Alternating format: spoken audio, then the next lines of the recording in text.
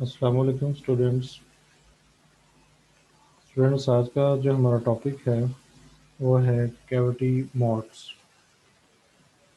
तो जो कैविटी होती है ये हमारी लेज़र का एक इसेंशियल पार्ट है।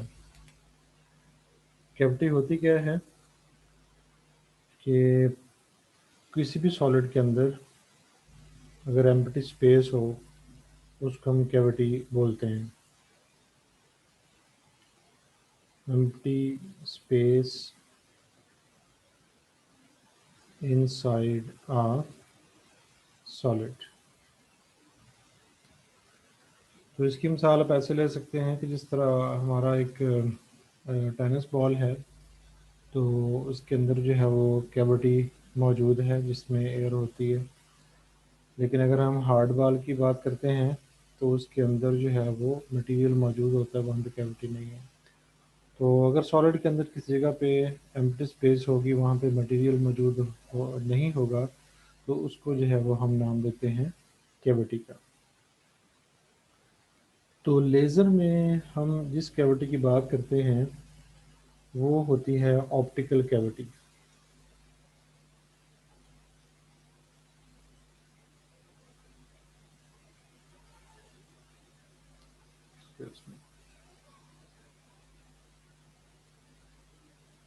तो वो होती है ऑप्टिकल कैविटी।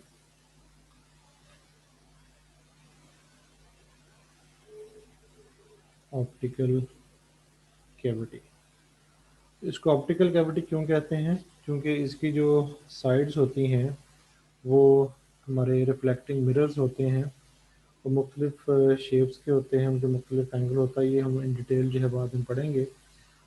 तो ग्लासेस के दरमियान, मिरर्स के दरमियान जो एम्प्टी स्पेस है उसको हम नाम देते हैं ऑप्टिकल कैविटी। तो ऑप्टिकल कैविटी के अंदर जब हमारी वेव जो है रेडिएशन जब मूव करती है तो उसका बिहेवियर कैसा होता है, उसको समझने के लिए हम एक जनरल कैविटी के अंदर जो वेव्स हैं, जो रेडिएशन है, उसकी जो करेक्टरिस्टिक्स हैं, उसका जो बिहेवियर है उसको अंडरस्टैंड करना होगा। इसलिए हम एक जनरल कैविटी की जो है बात करते हैं। तो मॉड क्या है, इसको हम जो है अभी देखते हैं। तो अभी तक हमने जो बात की है वो ये बात की है कि कैविटी क्या है और ऑप्टिकल कैविटी से क्या मुराद है। तो optical cavity is an essential part of laser production, so it is a necessity to understand the behavior of traveling waves inside the electromagnetic radiation। अब चूंकि कैविटी के अंदर हमने जो बात करनी है वो इलेक्ट्रोमैग्नेटिक रेडिएशन की ट्रैवलिंग की करनी है, और हम ये बात इन डिटेल पहले कर चुके हैं कि जहाँ पे हम ट्रैवलिंग की बात करेंगे तो वहाँ पे जो इलेक्ट्रोमैग्नेटिक रेडिएशंस होंगी वो एज अ वेव बिहेव करेंगी। तो जब इनकी मैटर के साथ इंटरेक्शन की बात करेंगे तो फिर वहाँ पे जो है वो फोटॉन्स इन पार्टिकल के तौर पर जो है बिहेव करती हैं। तब चूँकि हम इनकी बात जो है वो ट्रैवलिंग की कर रहे हैं, इसलिए इनका जो बिहेवियर होगा वो एज ए वेव जो है वो लिया जाएगा। और चूँकि जो हमारी इलेक्ट्रोमैग्नेटिक रेडिएशंस हैं इनमें इलेक्ट्रिकल मैग्नेटिक फील्ड्स होते हैं, इसी वजह से हम इनको इलेक्ट्रोमैग्नेटिक रेडिएशन कहते हैं। और इनको बिहेवियर को अंडरस्टैंड करने के लिए हमारे पास एक वेल इस्टेब्लिश्ड थ्योरी है जो है इलेक्ट्रोमैग्नेटिक वेव थ्योरी। तो इलेक्ट्रोमैग्नेटिक वेव थ्योरी हमें ये बताती है कि जब वेव जो है वो किसी बाउंड्री के साथ स्ट्राइक करती है तो बाउंड्री के ऊपर जो उसका एम्पलीट्यूड होता है वो ज़ीरो हो जाता है। तो जब एक कैविटी के अंदर वेव जो है वो मूव करेगी, उसको हम कुछ इस तरह से अंडरस्टैंड कर लेते हैं। फर्ज कर लेते हैं कि ये हमारी कैविटी की जो है वो वॉल्स हैं। तो एक वेव जो है वो इधर जाती है, फिर वो वेव इधर मूव करती है, यानी कि इस तरह वेव जाती है और रिफ्लेक्ट बैक होती है। जब दो वेव्स आपस में इन सेम लाइन मूव करते हुए मिलती हैं तो हमें पता है कि वहाँ पे जो है वो स्टैंडिंग वेव जो है वो पैदा होती है। तो इसलिए जब इलेक्ट्रोमैग्नेटिक रेडिएशंस जो हैं वो हमारी कैविटी के अंदर मूव करेंगी तो they will cause the production of standing waves. तो वहाँ जो है वो इलेक्ट्रोमैग्नेटिक स्टैंडिंग वेव्स जो है पैदा होंगी, और ये ऐसी वेव्स पैदा होंगी जिनका बाउंड्रीज के ऊपर जो एम्पलीट्यूड जो है वो ज़ीरो होगा। तो this involves the development of standing waves with in the cavity. तो स्टैंडिंग वेव्स क्या हैं? जिनके अंदर जो टाइम डिपेंडेंस नहीं होती, यानी उनके अंदर टाइम वाला फैक्टर नहीं होता, जो हमें उसकी ट्रैवलिंग के बारे में बताता है। तो ये चीज़ आपने जो है वो वेव्स एंड ऑसिलेशंस के अंदर पढ़ी होगी कि जब हम स्टैंडिंग वेव का एक्सप्रेशन निकालते हैं तो उसमें जो टाइम का फैक्टर होता है वो ये नहीं आता, सिर्फ वेव के एम्पलीट्यूड का फैक्टर होता है, जिसको हम साइन के एक्स कहते हैं। तो ये भी आगे जाके इसको हम पढ़ेंगे। तो ये फैक्टर नहीं होता उसमें, इस वजह से हमारी जो वेव होती है वो ट्रैवलिंग नहीं होती और हम उसको स्टैंडिंग वेव जो है वो कहते हैं।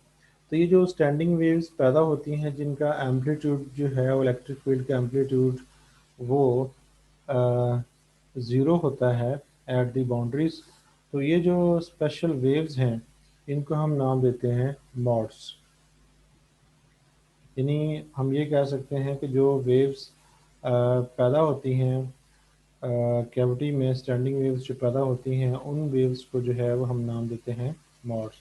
तो mods are the standing waves that are produced inside the cavity। तो अब इनको अंडरस्टैंड करने के लिए और इनके इम्पोर्टेंस को समझने के लिए हम जो है वो एक सिंपल सी एग्जांपल जो है वो लेते हैं।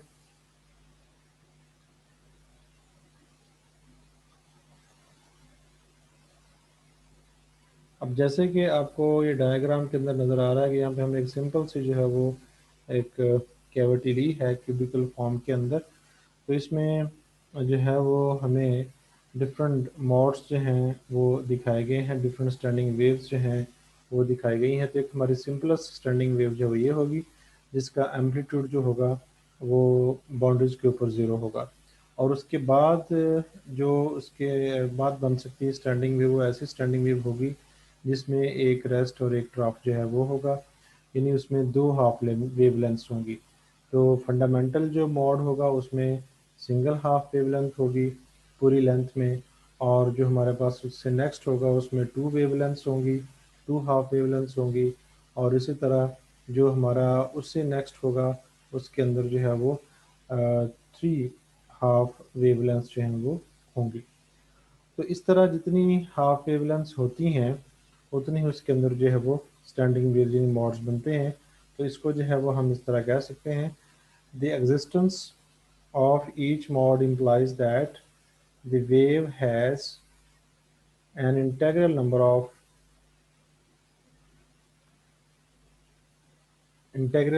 half wavelengths occurring along the wave direction। यानी जिस डायरेक्शन के लॉन्ग है, अगर हम एक्स एक्सिस की बात करेंगे तो लॉन्ग एक्स एक्सिस लेंगे, और अगर हम वाई एक्सिस की बात करेंगे तो लॉन्ग जो है वो वाई एक्सिस लेंगे। तो इस तरह जो है वो हम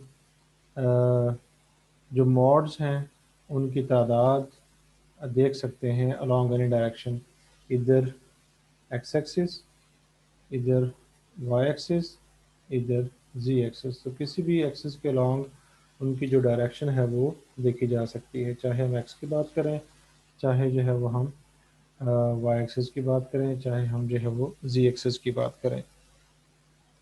तो किसी भी एक्सिस के अलॉन्ग जो है वो हम उसको देख सकते हैं।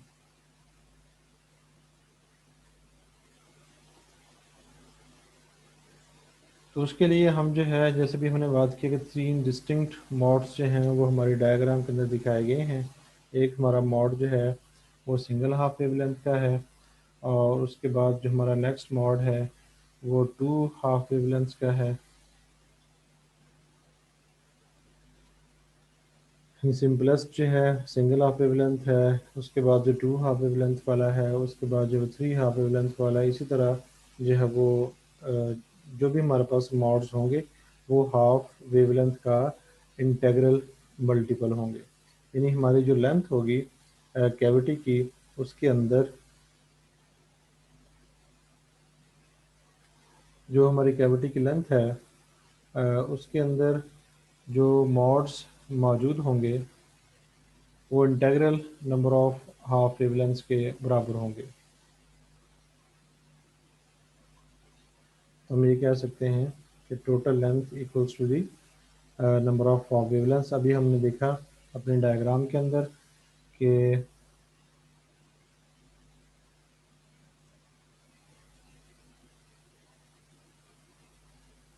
यहाँ पे जो थी वो टोटल लेंथ में एक हाफ वेव लेंथ आ रही है, और यहाँ पे जो तो लेंथ जो है वो टू हाफ वेव लेंथ के बराबर है, और यहाँ पे जो टोटल कैविटी की लेंथ है वो तीन हाफ वेव लेंथ के बराबर है। तो इस तरह जो है वो हम जो रिज़ल्ट अभी हमने डिस्कस किया है वो कह सकते हैं।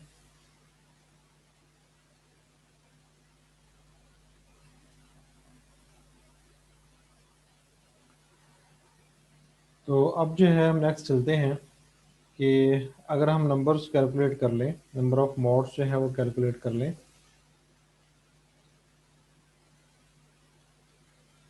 If we can calculate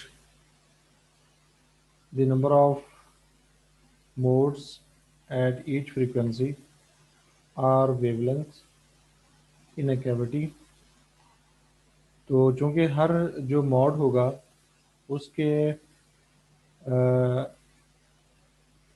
corresponding एक एनर्जी होती है, और जब हम मॉड्स कैलकुलेट कर लेंगे और हर मोड को उसकी एनर्जी से मल्टीप्लाई करेंगे, तो फिर हमारे पास जो है वो एनर्जी डिस्ट्रीब्यूशन या फ्रीक्वेंसी डिस्ट्रीब्यूशन जो है वो उस कैविटी के अंदर आ जाएगी। यानी हमें ये पता चल जाएगा कि हमारी जो कैविटी है उसके अंदर जो फ्रीक्वेंसी है वो किस लिहाज से डिस्ट्रीब्यूशन है, उसकी जो तरतीब है डिस्ट्रीब्यूशन की वो कैसी है।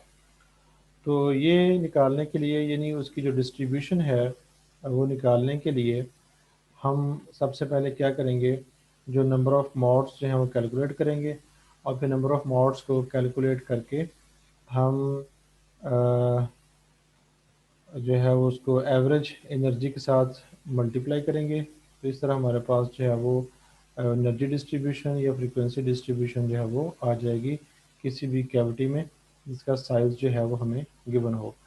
तो जैसे कि हम फाइनली ये रिज़ल्ट निकालेंगे कि जो मॉड्स की तादाद होती है या मॉड डेंसिटी की तादाद होती है वो शेप पर डिपेंड नहीं करती, इसलिए हमने बस सिंपलिसिटी के लिए अपनी जो शेप थी वो रेक्टेंगुलर ली है। लेकिन हमारा फाइनल रिज़ल्ट हमें ये बताएगा कि हमारी जो मॉड्स की तादाद है या नंबर डेंसिटी है मॉड्स की, वो उसके साइज़ पर तो डिपेंड करती है, लेकिन उसकी शेप पर जो है वो डिपेंड नहीं करती।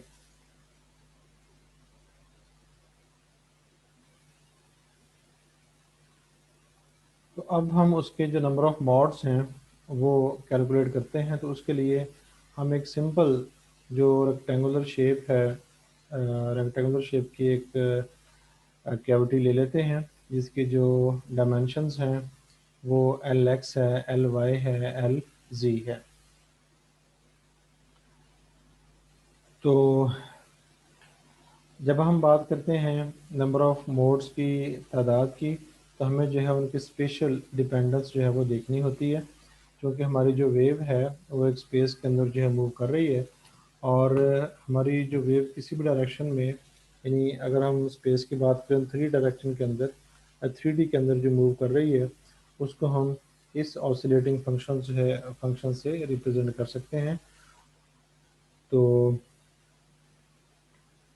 ये ऑसिलेटिंग फंक्शन जो है ये हम इस्तेमाल करते हैं हमारा जो इलेक्ट्रिक और मैग्नेटिक फील्ड वेरी करता है हमारे इलेक्ट्रोमैग्नेटिक रेडिएशन में ई एंड बी जो होता है, और इसकी जो है वो अगर दो वेव्स आपस में मिले तो उनके आपस में इंटरफेरेंस देखने के लिए।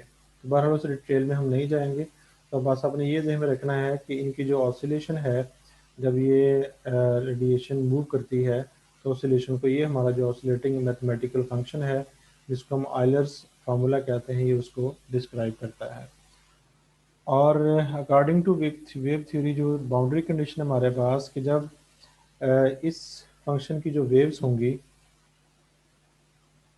इस फंक्शन की जो वेव्स होंगी वो इस तरह से होंगी जो, ताकि उसकी जो हमारी वेव है उसकी बाउंड्री के ऊपर जो हमारा एम्पलीट्यूड होगा वो ज़ीरो होगा। एक तो वेव्स हमारी पीरियोडिक होंगी, जैसे अभी हमने देखा कि उसमें ये हो सकता है, उसमें ये हो सकता है, और उसमें यानी वेव्स जो हैं हमारी पीरियोडिक होंगी और बाउंड्रीज के ऊपर जो एम्पलीट्यूड होगा वो ज़ीरो होगा। तो इस चीज़ के मैथमेटिकल जो फॉर्म है ये हम वेव्स वाले इस कोर्स है उसके अंदर इसको पढ़ चुके हैं। तो in order to satisfy the boundary condition that the field be periodic and zero at boundaries, the exponential factor, जो exponential factor है हमारे वेव फंक्शन में, ये वाला जो है, it must be integral multiple of n। तो कैसे होगा, तो उसको समझने के लिए हम ऐसे करते हैं कि सबसे पहले एक सिंपल सा वन डायमेंशनल केस जो है वो ले लेते हैं। फ़र्ज़ करने कि हमारा एक सिंपल सा फंक्शन है जो वन अलॉन्ग एक्स एक्सिस की बात कर रहा है, इसके अंदर वेव अगर हमारी मूव कर रही है तो इसके लिए हमारा जो मैथमेटिकल फंक्शन होगा वो होगा माइनस आयोटा के एक्स एल एक्स जो हमारी लेंथ ऑफ द कैविटी होगी। तो अगर हम इस तरह के दो ऑसिलेटिंग वेव फंक्शंस लेते हैं और उनका इंटरफेरेंस निकालते हैं और हमारे पास स्टैंडिंग वेव आती है, तो वो स्टैंडिंग वेव का जो एम्पलीट्यूड फैक्टर होगा वो हमारा ये होगा, यानी ये जो साइन के एक्स है, साइन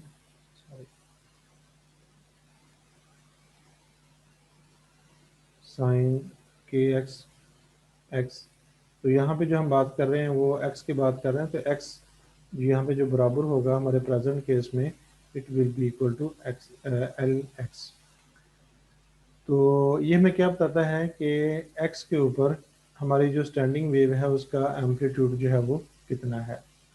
तो लिहाजा जैसे कि अभी हमने बात की है कि जो हमारी कैविटी की बाउंड्री होगी, कैविटी की बाउंड्री पे जो हमारा एम्पलीट्यूड है वो ज़ीरो होगा अकॉर्डिंग टू वेव थ्योरी।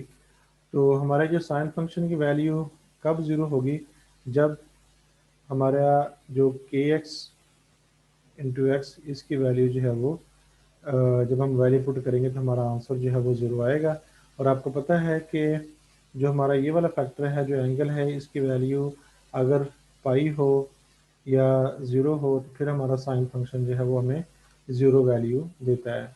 यानी हम ये कह सकते हैं कि अगर हमारी स्टैंडिंग वेव है तो अगर ये वाला जो फैक्टर है, ये फैक्टर अगर पाई के इक्वल है या ज़ीरो के इक्वल है, हमारी जो वेव है उसका एम्पलीट्यूड जो है वो ज़ीरो होगा। तो अगर हम इसको जनरल लिखना चाहें फॉर द प्रेजेंट केस, तो प्रेजेंट केस के लिए हमारे पास ये होगा, हमारा जो वेव फंक्शन होगा उसका जो एम्पलीट्यूड फैक्टर होगा वो ये होगा के एक्स इक्वल्स टू के एक्स एल एक्स। क्योंकि यहाँ पे हमने एक्स प्रेजेंट लेंथ लिया है और प्रेजेंट केस के अंदर हम एक्स की जगह एल एक्स जो है वो ले रहे हैं, तो इसलिए फॉर द प्रेजेंट केस जो हमारी बाउंड्री कंडीशन बनेगी वो ये बनेगी कि अगर साइन के एक्स एल एक्स हमारे पास एम्पलीट्यूड फैक्टर है प्रेजेंट वेव का जिसकी हम बात कर रहे हैं हमारी कैविटी में, तो ये बाउंड्री कंडीशंस को यानी एम्पलीट्यूड एट वॉल्स के ऊपर ज़ीरो होगा उस वक्त जस्टिफाई करेगा जब हमारे के एक्स की वैल्यू और एल एक्स का जो प्रोडक्ट है ये एन पाई के बराबर होगा, और यहाँ पे जो एन की वैल्यू होगी वो 0, 1, 2, 3 एंड सो ऑन। तो इस तरह जो है वो हमारे पास अ, ये कंडीशन जो है वो आ जाती है, ये कंडीशन जो है ये हमारे पास आ जाएगी। अब चूंकि हम जो कैविटी की बात कर रहे हैं वो थ्री डायमेंशनल है, इसलिए हम इस केस को पहले स्पेसिफाई करते हैं फॉर एक्स डायरेक्शन, और इसलिए हमने सबस्क्रिप्ट के अंदर जो है वो एक्स जो है वो इस्तेमाल किए हैं। और यहाँ से अगर हम के की वैल्यू निकालें, और के आपको पता है कि ये वेव वेक्टर है, तो सॉलिड के अंदर जो हमारी रेडिएशन ट्रेवल कर रही होती है, वेव ट्रेवल कर रही होती है, उसकी डायरेक्शन को शो करने के लिए हम वेव वेक्टर जो है वो इस्तेमाल करते हैं। तो अगर हम इसकी वैल्यू निकालना चाहें तो वैल्यू जो है वो हमारे पास ये आ जाएगी। तो इसी चीज़ को फॉलो करते हुए जो हमारी अदर डायरेक्शंस हैं, यानी जो लॉन्ग वाई एक्सिस है, लॉन्ग जी एक्सिस है, उसके लिए जो है वो हमारा ये रिज़ल्ट आ जाएगा। तो इसमें जो एन है, एन वाई है, एन जी है, इनकी जो वैल्यू जैसे मैंने पहले बात कर ली कि ये 0 1 2 सो ऑन ये हमारे पास होगी। और हमें पता है कि ये जो एन की वैल्यू है ये हमें number of mods, number of stationery waves जो हैं ये हमें बताती हैं। यानी अगर हम बात करते हैं अपनी सिंपलेस्ट वेव की, जो अभी हमने डायग्राम देखी उसमें जो सिंपलेस्ट फर्ज कर लें कि ये हमारी जो है वो कैविटी की वॉल्स हैं और इसके अंदर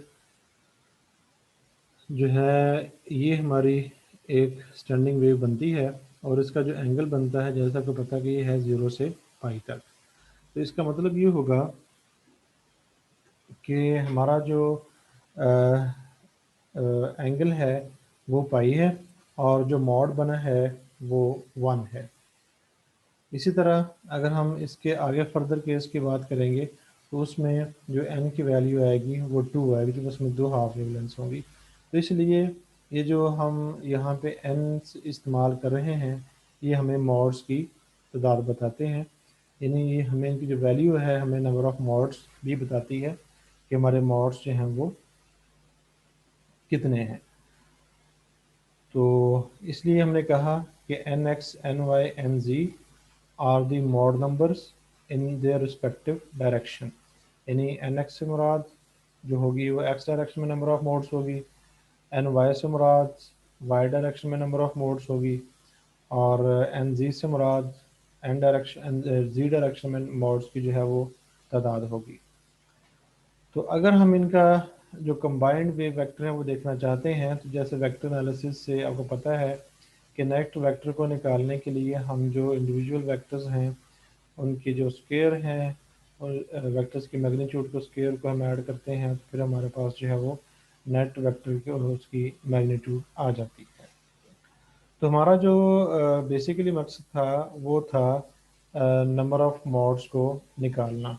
और नंबर ऑफ मोड्स कैसे निकालेंगे उसका हिंट हमें जो है वो इस फार्मूले से मिलता है।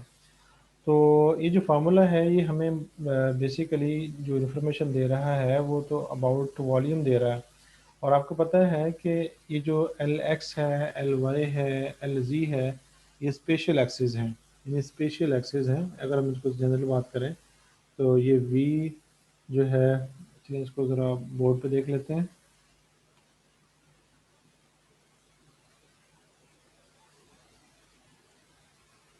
अगर हम वेव की जनरल बात करते हैं, अगर हम जनरल बात करें वॉल्यूम की तो वो हमारे पास है v equals to x y z. और इसमें ये होता है कि हमारी कोई भी डायमेंशन है, ये फर्ज कर लें कि x है, ये y है, ये z है। तो जब हम स्पेशल एक्सिस को मल्टीप्लाई करते हैं तो हमारे पास जो है वो टोटल स्पेस आती है। टोटल जो स्पेस होती है वो अवेलेबल स्पेस जो है वो आती है। यानी जो ये एक्सिस होंगे उनकी टोटल अमाउंट जो है वो हमारे पास आ जाएगी। तो अब अगर हम इसी चीज़ को देखते हुए स्पेशल एक्सिस की बजाय हम बात करते हैं कि हमारे पास जो एक्सिस हैं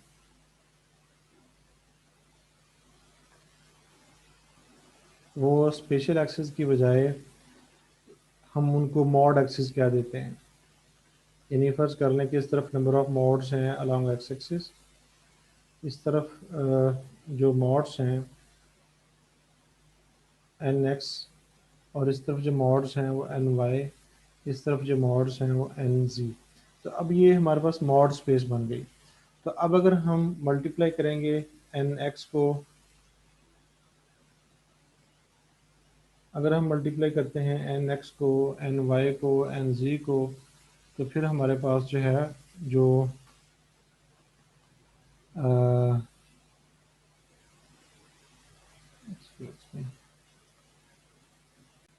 तो जब हम बात करते हैं कि अगर हमारे पास जो है वो ये एक्सिस मौजूद हैं, एन एक्स है, एन वाई है और एन जी है, तो अगर हम स्पेशल कोऑर्डिनेट्स को मल्टीप्लाई करते हैं तो हमारे पास टोटल स्पेस आती है।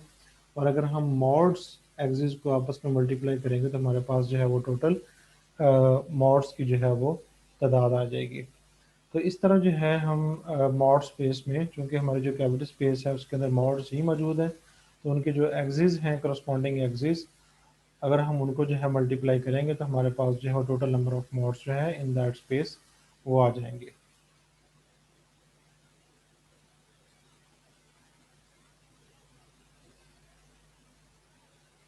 तो इसलिए इस फार्मूले को फॉलो करते हुए, ये जो हमारा फार्मूला है इसको हम फॉलो करते हुए मॉड वॉल्यूम निकालेंगे। तो मॉड वॉल ये स्पेस वॉल्यूम है, तो वो हमारे पास जो मॉड वॉल्यूम होगा जब हम मॉड एक्सिस को आपस में जो है मल्टीप्लाई करेंगे, तो इस तरह हमारे पास जो है वो मॉड्स की तादाद आ जाएगी। अब मॉड्स की तादाद हमने किस तरह कैलकुलेट करनी है, वो जैसे हम प्रीवियसली डिस्कस कर भी कुछ चुके हैं कि जो लेंथ होती है वो इंटीग्रल नंबर ऑफ मोड्स के बराबर होती है। यानी हमने ये कहा था कि जो कैविटी की लेंथ है it equals to half wavelength multiplied by N, integral number of wavelengths. यानी जो हमारी कैविटी की लेंथ होगी उसमें या तो एक मॉड आएगा, एक हाफ वेवलेंथ आएगी, या दो आएंगी, या तीन आएंगी। तो इस तरह हम जो है अपना जो जनरल फार्मूला है वो अलॉन्ग एक्स एक्सिस, वो हम इस तरह जो है वो उसको लिख सकते हैं कि N X into lambda by two equals to L X, length along X axis. तो जब हम इसको रीअरेंज करेंगे, नंबर ऑफ मोड्स निकालेंगे, तो फिर जो है वो हमारे पास ये नंबर ऑफ मोड्स आ जाएंगे अलॉन्ग एक्स एक्सिस। इसी तरह नंबर ऑफ मोड्स जो हैं वो हम अलॉन्ग वाई एक्सिस निकाल सकते हैं, ये आ गए। और इसी तरह हम नंबर ऑफ मोड्स जो अलॉन्ग जी एक्सिस निकाल सकते हैं, वो ये आ गए। तो ये हमारे पास जो है वो नंबर ऑफ मॉड्स आ गए on in their respective mod axis.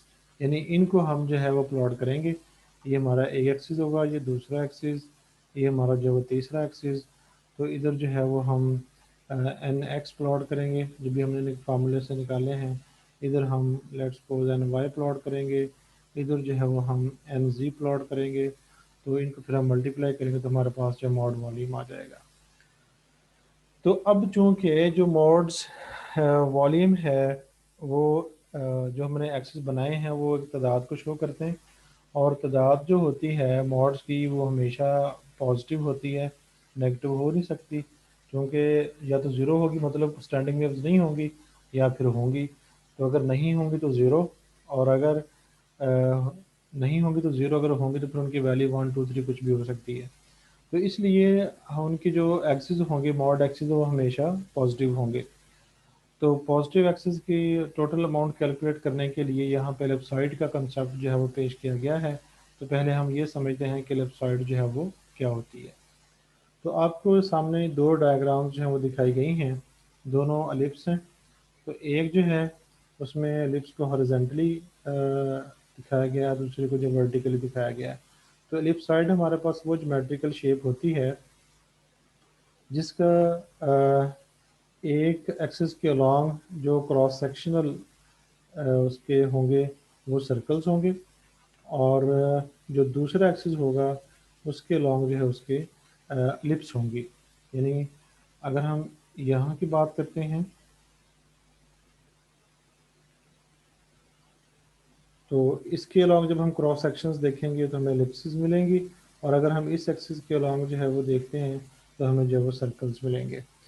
तो इस तरह हम करेंगे। और जब हम इसको दरमियान से दो दफ़ा कट करेंगे, एक हॉरिजेंटल क्रॉस सेक्शन, एक वर्टिकल क्रॉस सेक्शन, तो हमारे पास जो इसके 8 पार्ट जो हैं बनेंगे, और हर पार्ट को हम जो है वो एक ऑक्टेट का नाम देंगे, और वो ऑक्टेट यहाँ पर जो है वो दिखाई गई है। तो यहाँ पे ये जो हिस्सा है ये वाला, ये हमारी 1/8 पार्ट है लिप्स का। तो इसको हम जो है वो octet of the 1 octant of the lips जो है कहते हैं, और इसको सेपरेटली जो है यहाँ पे दिखाया भी गया है। और यहाँ पे आप इसको देख सकते हैं कि इसके जो हमने मेजर एक्सिस बनाए हैं वो मॉड एक्सिस हैं, और इनकी वैल्यू जो है वो हमने पॉजिटिव ही लेनी है। इसलिए हमने जो है वो किसी भी डायरेक्शन में इसकी वैल्यू जो पॉजिटिव लेंगे, और उसके लिए हमने एक ऑक्टेंट जो है उसका लिया है एलिप्सॉइड का। तो अब आगे इसकी जस्टिफिकेशन है कि ये जो हमने ये चीज़ अस्यूम की है ये उस वक़्त ज़्यादा फ्रूटफुल होती है, इसका रोल ज़्यादा सिग्निफिकेंट होता है जब हमारी वेवलेंथ जो है बहुत शॉर्ट होती है। तो इस तरह जो है हम इस चीज़ को जो है वो इस्तेमाल कर सकते हैं। तो अब हम इसका वॉल्यूम जो है वो कैलकुलेट करते हैं। तो यहाँ पे वॉल्यूम कैलकुलेट करने के लिए हम दोबारा जो है वो बात करते हैं लिप्स की। तो लिप्स बेसिकली बनती कैसे है कि अगर हमारे पास कोई अगर कोई हमारे पास सफ़ेयर होगा और उस सफ़ेयर का जो वॉल्यूम है, अगर हम चूँकि स्फीयर को जब हम प्रेस करते हैं ना, फ़र्ज़ कर लें कि ये हमारे पास स्फीयर है, जब हम इसको जो है वो प्रेस करेंगे तो फिर जो है ये एक एलिप्स के फॉर्म में आएगा। तो ये फ़र्ज़ कर लें कि हमारी जो है वो लिप्स बनती है, सॉरी, ये फ़र्ज़ कर लें कि हमारी जो है वो लिप्स बनती है।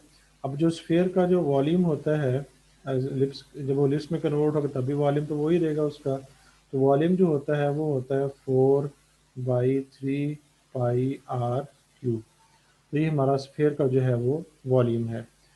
तो इसमें R3 क्या है, ये हमारे रेडियस हैं, यानी कि रेडियस लॉन्ग फ़र्ज़ कर लें कि हम कह सकते हैं कि रेडियस के 3 डायमेंशंस होंगे, radius long x axis, radius long y axis, radius long z axis.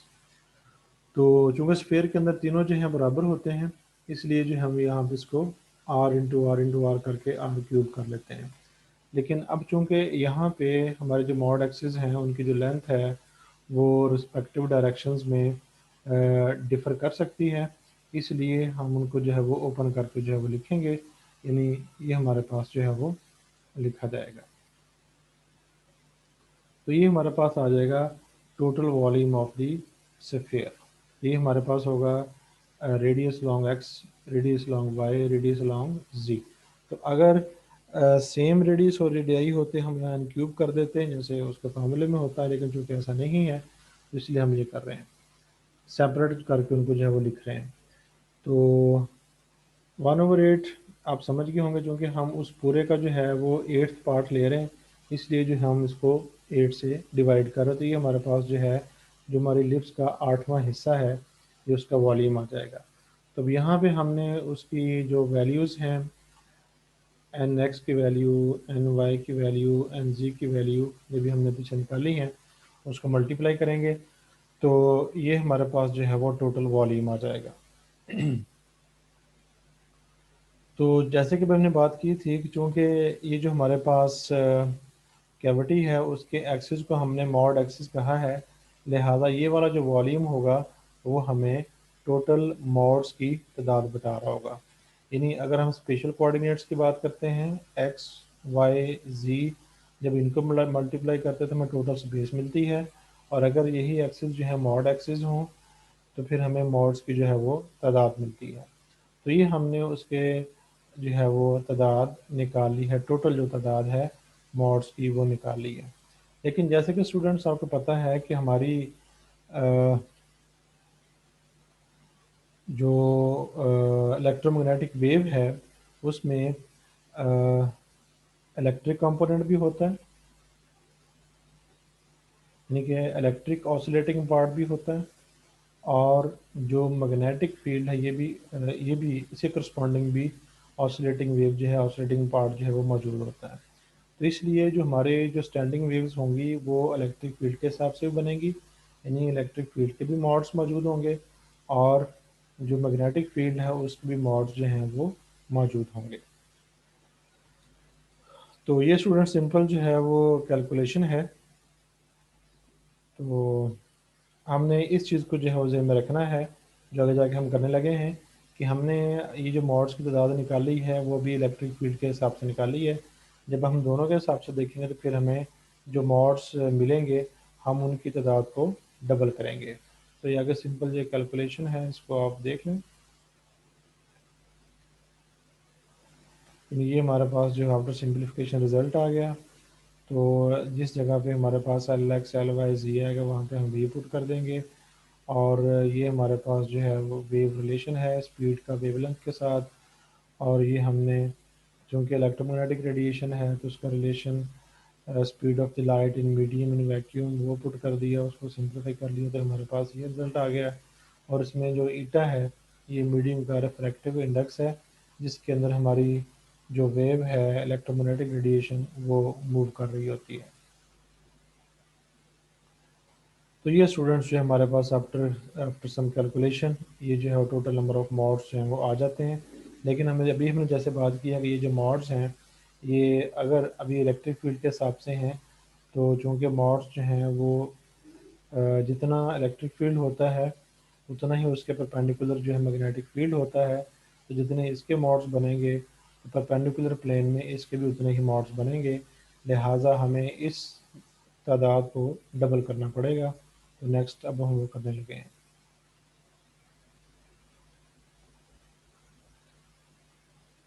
तो यहाँ पे हमने जो है वो तादाद को डबल कर लिया, और साथ ही हमने उसकी जो मॉड डेंसिटी है वो निकाल ली। तो मॉड डेंसिटी क्या है कि उसकी जो वॉल्यूम है उसके साथ हम टोटल नंबर ऑफ मॉड्स को डिवाइड करेंगे, तो ये हमारे पास जो है वो मॉड डेंसिटी आ जाएगी। दोबारा सुन लें कि यहाँ पे हमने जो 2 है वो मल्टीप्लाई किया है for calculating mods of both electric and magnetic components, और उसको वॉल्यूम से हमने डिवाइड किया है उसकी मॉड डेंसिटी निकालने के लिए। तो आफ्टर कंप्लीट कैलकुलेशन हमारे पास जो है वो ये रिज़ल्ट आ जाएगा। तो ये हमारे पास जो है मॉड डेंसिटी जो है वो आ जाएगी। तब अगर हम एक स्पेसिफिक रेंज के अंदर जो है वो मॉड्स की तादाद एक स्पेसिफिक फ्रिक्वेंसी के ऊपर निकालना चाहते हैं, तो हम अपना जो मॉड डेंसिटी वाला फार्मूला है उसको डिफ्रेंशिएट करेंगे। तो डिफ्रेंशिएट करने से हमारे पास जो है ये रिज़ल्ट आ जाएगा। अब ये रिज़ल्ट हमें ये बता रहा है कि जो वेरिएशन है फ्रीक्वेंसी में या टोटल मॉड डेंसिटी है उसमें जो ज़िक्र आया है वो जस्ट और उसकी जो लेंथ है उसका आया है, यानी हमारा जो प्रीवियस था इसमें जस्ट वॉल्यूम की बात हुई है, शेप की बात नहीं हुई। तो इसलिए हमने बात की थी कि जो मॉड डेंसिटी होती है उसको कैलकुलेट करने के लिए you can take cavity of any any shape. आप रेक्टेंगुलर ले सकते हैं, आप सर्कुलर ले सकते हैं, सॉरी आप स्फेरिकल ले सकते हैं, क्योंकि इसकी जो तादाद है वो वॉल्यूम पर डिपेंड कर रही है, उसके शेप पे जो है वो डिपेंड नहीं कर रही। तो ये हमारे पास जो है स्टूडेंट्स मॉड्स की तादाद आ गई है। तो अब हम नेक्स्ट जो करेंगे वो ये होगा कि इस मॉड्स की तादाद को जो हमारी एवरेज एनर्जी है उसके साथ मल्टीप्लाई करेंगे, फिर हमारे पास जो है वो फ्रीक्वेंसी डिस्ट्रीब्यूशन या एनर्जी डिस्ट्रीब्यूशन जब वो आ जाएगी तो वो इंशाल्लाह नेक्स्ट लेक्चर के अंदर हम देखेंगे। अस्सलाम वालेकुम।